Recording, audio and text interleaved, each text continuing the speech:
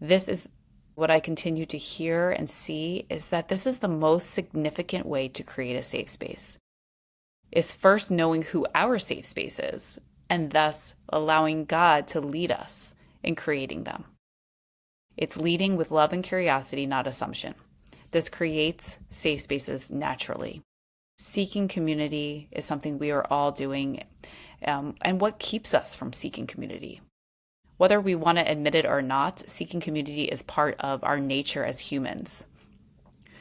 But with the seeking, what are our expectations of what it should look like versus what is available? It's important to understand our expectations and also expectancy and the difference. How can we turn our grumbles, what we don't have, into gratitude for what we do have? What does not exist can be, honestly, a creative way or space that God is leading you or I to purposely create our own spaces. So if we don't have something, if we don't have a like-minded community, if we don't have a faith community, if we don't have a life group, if we don't have whatever it is, and I'm going to give examples. Sometimes the thing that we don't have is there's purpose in all the moments. And so sometimes if there is something we don't have, maybe it's not meant for us, maybe it's not meant for our season, but sometimes the Lord is leading us to take on a leadership role for that, or to find a new creative way or solution. We flourish in like-minded communities. We are made for community.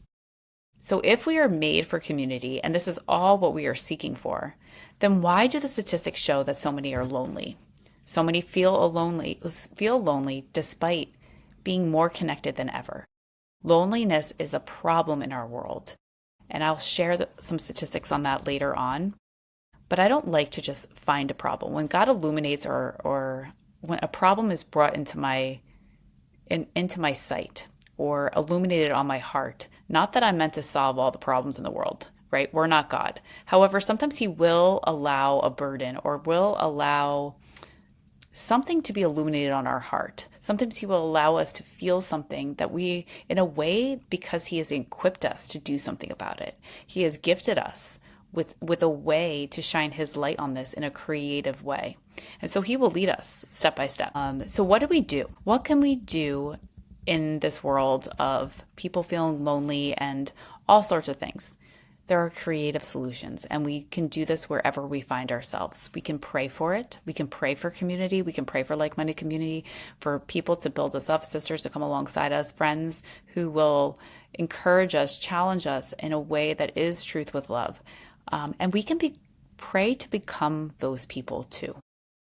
Stand in the gaps. We can rise up as vessels. Two areas where I often pray for is this exact thing, is people, community, and also spiritual mentors. And I think over the years, there's been some that have come and gone, and I am so grateful for those that have been those mentors throughout the years and continue to be. And so we can be sisters spurring each other on. And we will be invited to places where we are meant to be. We will be invited to the spaces we are meant to be. We will be invited to the tables we are meant to be at. And so it's important to pray for them, and the Lord will align our paths.